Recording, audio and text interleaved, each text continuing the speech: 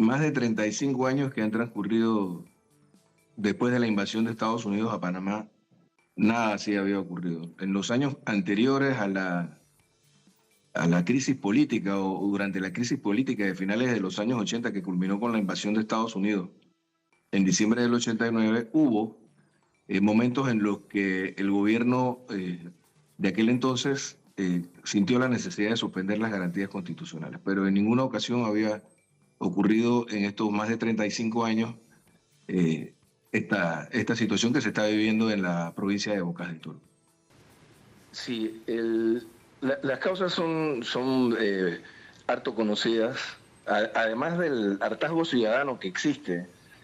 con la clase política, producto de la irremediable corrupción que vivimos gobierno tras gobierno. Movilizó masivamente al pueblo panameño en los años 22 y 23. Ahora, con este gobierno, se mantiene la misma estructura de poder, independientemente de que cambien los actores políticos. Se ha dado la aprobación de una ley que lo ha destinado a las futuras generaciones a tener pensiones de miseria. Es decir, se afectaron todos los parámetros con los cuales se calcula la pensión futura de los ciudadanos, de tal manera que se reduce a la mitad de lo que actualmente puede devengar como pensión algún ciudadano. Pero además de eso, en el caso particular de Bocas del Toro, la ley que se aprobó, la ley 462, que modificó el sistema de pensiones,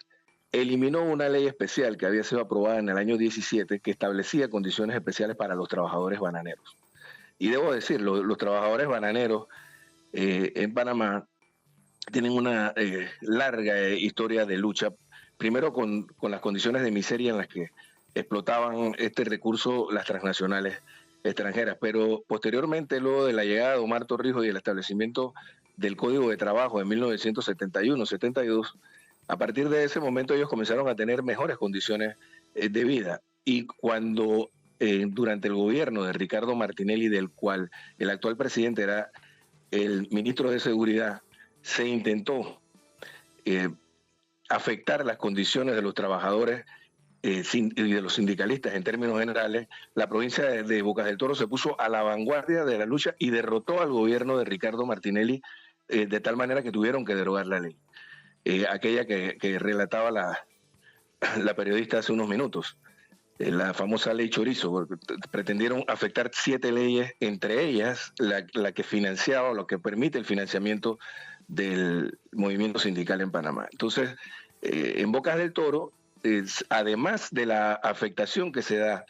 producto de esta ley que condena a las futuras generaciones a pensiones de hambre,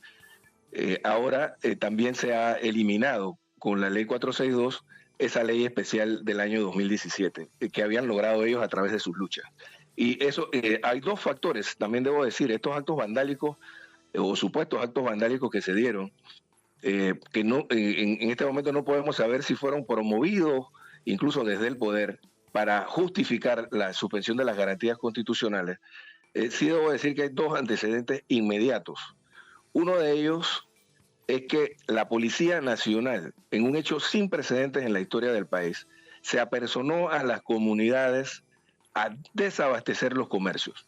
Se llevaron los alimentos de las comunidades en las áreas donde se estaban presentando las protestas. Se llevaron el arroz, se llevaron la comida en términos generales. Dejaron a las familias, a miles de familias en esas comunidades sin alimentación. 2 o 3 días después se dieron los sucesos estos de los actos vandálicos, pero una semana antes la Asamblea Nacional trató de mediar y consiguió que el secretario general, Francisco Smith, el secretario general del sindicato de los bananeros, empezara la y el gobierno, en lugar de respaldar el puente que tendió la Asamblea Nacional, la Asamblea Nacional arresta a Francisco Smith, es decir, al líder máximo de los sindicalistas bananeros en Bocas del Toro.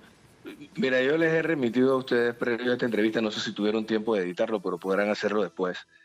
Un video en el que queda en evidencia cómo los miembros de la Policía Nacional van a las comunidades y van retirando, cargando en sus hombros las bolsas de arroz y la comida que había en los establecimientos, en las tiendas que existen en estas comunidades que son muy pobres. Eso fue 2 o 3 días antes de los hechos que ocurrieron en Changuinola. los actos vandálicos que se dieron. Entonces, es algo que quizás no todo el mundo lo sabe. Ustedes pueden divulgarlo acá en Panamá, lo que es la prensa formal, está totalmente cooptada por el gobierno y la información que se transmite es simplemente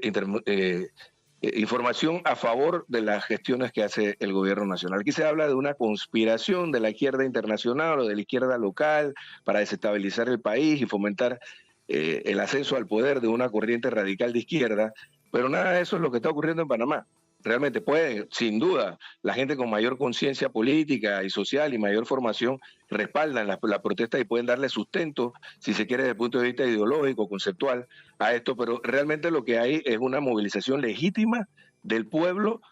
defendiendo sus derechos. Explícame, Pedro, por favor, también para contarlo a la audiencia, la fecha aproximada en que ocurrió esto. Desde aquí ya estamos alertando con el envío que haces del material, de la evidencia que sustenta tus dichos. ¿En qué fecha ocurrió esto? Bueno, el día lunes de la semana pasada se apersonaron a las comunidades a retirar los alimentos que existían en las tiendas de esas comunidades. O sea, es decir, someter a un cerco de hambre a las comunidades que se están manifestando o en las cuales hay ciudadanos que se están manifestando en contra de la ley 462 y que han hecho resistencia durante ya más de un mes a la represión que ha hecho la fuerza pública. Debo decir además también que, como ocurrió durante el gobierno de Ricardo Martinelli, cuando el presidente Mulino era el ministro de Seguridad,